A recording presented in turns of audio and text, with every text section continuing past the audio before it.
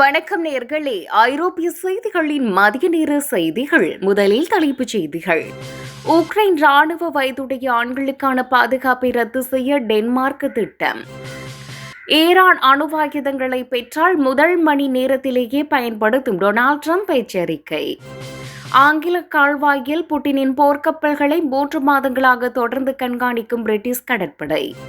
ரஷ்ய பாதுகாப்பு ஆலை மீது உக்ரைன் ஏவுகணை தாக்குதல். லண்டனில் நகர மறுசீரமைப்பு என்ற பெயரில் கான்கிரீட் நரகம்.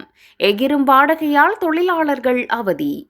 சீன நிறுவனங்களின் போட்டியால் சரிவு. 1,00,000 ஊழியர்களை பணிநீக்கம் செய்ய வாக்ஸ்வேகன் திட்டம். பிரிட்டன் கடல் பகுதியில் விமானம் விபத்து. இறக்கையின் மீது தஞ்சம் புகுந்த பயணிகள் மீட்பு. இனி விரிவான செய்திகள். உக்ரைன் நாட்டில் ராணுவத்தில் சேரக்கூடிய தகுதியுடைய 23 முதல் 60 வயது வரையிலான ஆண்களுக்கு தற்காலிக குடியிருப்பு உரிமம் வழங்குவதை நிறுத்த டென்மார்க் அரசு புதிய மசோதாவை தயாரித்துள்ளது. உக்ரைன் போரில் பங்கேற்பதை தவிர்ப்பதற்காக ஆண்கள் டென்மார்க் நாட்டின் குடியிருப்பு விதிகளை பயன்படுத்துவதை தடுப்பதே இந்த சட்ட திருத்தத்தின் முக்கிய நோக்கமாகும். இந்த புதிய சட்டத்தின்படி ராணுவ சேவையில் இருந்து தங்களுக்கு விலக்கு அளிக்கப்பட்டதற்கான உக்ரைன் அரசின் அதிகாரப்பூர்வ ஆவணங்களை சமர்ப்பித்தால் மட்டுமே அவர்களுக்கு குடியிருப்பு உரிமம் வழங்கப்படும். மேலும் 23 வயதுக்குட்பட்ட உக்ரைன் இளைஞர்களுக்கு அவர்கள் 23 வயதை அடையும் வரை மட்டுமே தற்காலிக பாதுகாப்பு உரிமம் வழங்கப்படும். அதன் பிறகு நீட்டிக்கப்படாது. இந்த புதிய கட்டுப்பாடுகள் உக்ரைன் நாட்டின் பாதுகாப்பு மற்றும் ராணுவ பலத்தை வலுப்படுத்த உதவும் என்று டென்மார்க் குடியேற்றத்துறை அமைச்சர் தெரிவித்துள்ளார். ஈரான் அணுவாயுதங்களை பெற்றால் முதல் மணி நேரத்திலேயே பயன்படுத்தும் டொனால்ட் ட்ரம்ப் எச்சரிக்கை. ஈரான் நாடு எக்காரணம் கொண்டும் அணுவாயுதங்களை உருவாக்கவோ அல்லது பெறவோ அனுமதிக்க கூடாது என்று அமெரிக்க அதிபர் டொனால்ட் ட்ரம்ப் கடும் எச்சரிக்கை விடுத்துள்ளார்.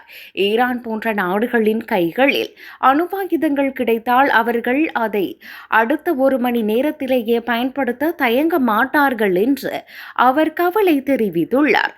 அணுவாயுதங்கள் கொண்ட ஈரான் உலக பாதுகாப்பிற்கு மிகப்பெரிய அச்சுறுத்தலாக மாறும் என்பதால் அதை தடுப்பதே அமெரிக்காவின் முதன்மை நோக்கம் என்று அவர் கூறியுள்ளார். சமீபத்தில் அமெரிக்கா மற்றும் ஈரான் இடையே சமாதான உடன்படிக்கைக்கான பேச்சுவார்த்தைகள் மற்றும் தற்காலிக போர் நிறுத்தம் கையெழுத்தாகியுள்ள சூழலில் இந்த அறிக்கை வெளியாகியுள்ளது. அணுசக்தி தளங்களை சர்வதேச அமைப்புகள் ஆய்வு செய்ய ஈரான் ஒப்புக்கொண்டுள்ளதாக அமெரிக்கா கூறினாலும் ஈரான் அரசு அதனை தொடர்ந்து மறுத்து வருகிறது. ஈரானை அணுவாயுத நாடாக மாற விடாமல் தடுக்க தங்களது அரசு தொடர்ந்து கடுமையான மற்றும் அழுத்தமான வெளியுறவு கொள்கைகளை பின்பற்றும் என்று ட்ரம்ப் உறுதியளித்துள்ளார். ஆங்கில கால்வாயில் புட்டினின் போர்க்கப்பல்களை 3 மாதங்களாக தொடர்ந்து கண்காணிக்கும் பிரிட்டிஷ் கடற்படை. பிரிட்டன் கடல் எல்லைக்கு அருகே ரஷ்ய போர்க்கப்பல்களின் நடமாட்டம் அதிகரித்துள்ளதால் பிரிட்டிஷ் ராயல் கடற்படை கடந்த 3 மாதங்களாக தொடர்ந்து தீவிர கண்காணிப்பு பணியில் ஈடுபட்டுள்ளது. சமீபத்தில் பிரித்தானிய உல்லாச படகு ஒன்றின் மீது எச்சரிக்கை சூடு நடத்திய ரஷ்யாவின் அட்மிரல் கிரிகோரோவிச் என்ற அதிநவீன போர்க்கப்பலை கண்காணிப்பதில் 5 பிரித்தானிய கப்பல்கள் ஈடுபடுத்தப்பட்டன.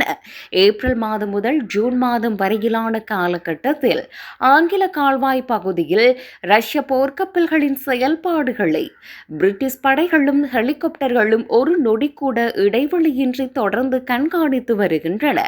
இந்த தீவிர கண்காணிப்பு பணியில் பிரிட்டிஷ் கடற்படையைச் சேர்ந்த HMS டைன், HMS லெட்பரி மற்றும் HMS சதர்லேண்ட் உள்ளிட்ட முக்கிய போர்க்கப்பல்கள் பயன்படுத்தப்பட்டு வருகின்றன. ரஷ்ய பாதுகாப்பு ஆலை மீது உக்ரைன் ஏவுகணை தாக்குதல். ரஷ்யாவின் வோல்கோகிராட் பிராந்தியத்தில் உள்ள டைட்டன் பாரிகேடி என்ற முக்கிய ஆயுத உற்பத்தி ஆலை மீது உக்ரைன் ஏவுகணை தாக்குதல் நடத்தியுள்ளது.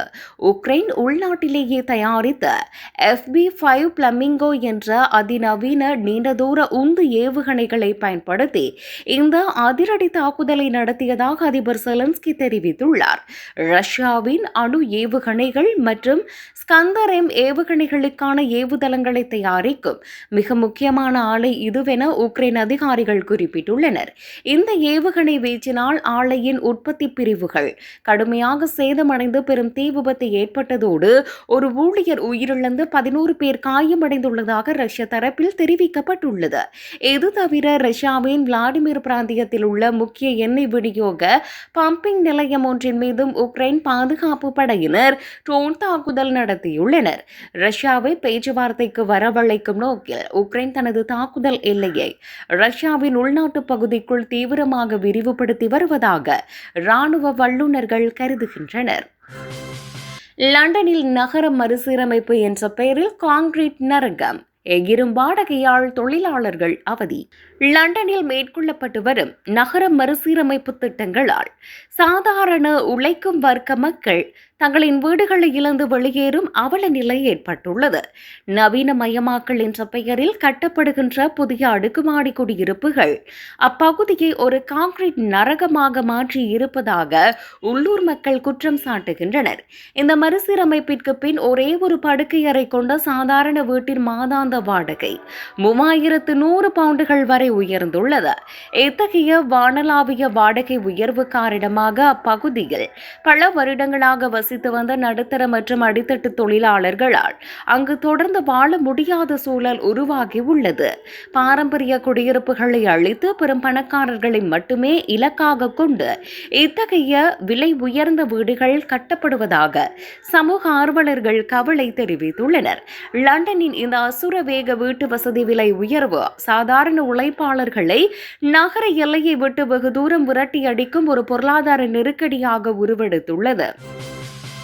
சீன நிறுவனங்களின் போட்டியால் சரிவு, 1 லட்சம் ஊழியர்களை பணி நீக்கம் செய்ய வாக்ஸ்வேகன் திட்டம். ஐரோப்பாவின் மிகப்பெரிய கார் உற்பத்தி நிறுவனமான வாக்ஸ்வேகன் சர்வதேச அளவில் சுமார் 1 லட்சம் ஊழியர்களை பணி நீக்கம் செய்ய தீவிரமாக ஆலோசித்து வருகிறது. சீன மின்சார வாகன நிறுவனங்களின் கடுமையான போட்டி மற்றும் அமெரிக்காவின் இறக்குமதி வரி விதிப்பு காரணமாக வாக்ஸ்வேகன் நிறுவனம் தனது 89 ஆண்டுகால வரலாற்றில் இல்லாத அளவுக்கு பெரும் பொருளாதார நெருக்கடியை சந்தித்துள்ளது. செலவினங்களை குறைக்கும் ஒரு பகுதியாக ஸ்விகாவு உட்பட அதன் 4 முக்கிய உற்பத்தி ஆலைகளை முற்றிலும் மூடவும் அந்நிறுவனம் திட்டமிட்டுள்ளது. இந்த அதிரடி மாற்றங்கள் மூலம் வாக்ஸ்வேகன் நிறுவனம் வரும் 2030ஆம் ஆண்டிற்குள் சுமார் 11 பில்லியன் யூரோக்கள் வரையிலான செயல்பாட்டு செலவுகளை குறைக்க இலக்கு நிர்ணயித்துள்ளது. ஐரோப்பாவில் தயாரித்து உலகம் முழுவதும் ஏற்றுமதி செய்யும் தங்களின் பாரம்பரிய வணிக மாதிரி தற்போதைய உலகளாவிய சந்தை மாற்றங்களுக்கு ஏற்ப ஈடு கொடுக்க முடியவில்லை என்ற நிறுவனத்தின் நிர்வாக குழு ஒப்புக்கொண்டுள்ளது. பிரிட்டன் கடல் பகுதியில் விமானம் விபத்து, இறக்கையின் மீது தஞ்சம் புகுந்த பயணிகள் மீட்பு. பிரிட்டனின் வேல்ஸ் கடற்கரைக்கு அருகே கார்டிகன் வளைகுடா பகுதியில் சிறிய ரக விமானம் ஒன்று திடீரென கடலுக்குள் விழுந்து விபத்துக்குள்ளானது. விபத்து நடந்தவுடன் விமானத்தில் இருந்த 2 பயணிகள் கடலில் மூழ்கிக் கொண்டிருந்த விமானத்தின் இறக்கையின் மீது ஏறி அமர்ந்து தங்களின் உயிரை காப்பாற்றிக் கொண்டனர். கடந்த வெள்ளிக்கிழமை மாலை 6 மணியளவில் நிகழ்ந்த இந்த விபத்தை அடுத்து கடலோர காவல் படையினருக்கு மீட்பு குழுவினருக்கு அவசர தகவல் வழங்கப்பட்டது. சம்பவ இடத்திற்கு ஹெலிகாப்டர் மற்றும் 3 அதிவேக மீட்பு படகுகள் அனுப்பப்பட்டு தீவிர மீட்பு நடவடிக்கை மேற்கொள்ளப்பட்டது. கடலில் தத்தளித்துக் கொண்டிருந்த அந்த இருவரையும் மீட்பு குழுவினர் பத்திரமாக மீட்டு முதலுதவி சிகிச்சைக்காக உடனடியாக மருத்துவ குழுவினரிடம் ஒப்படைத்தனர்.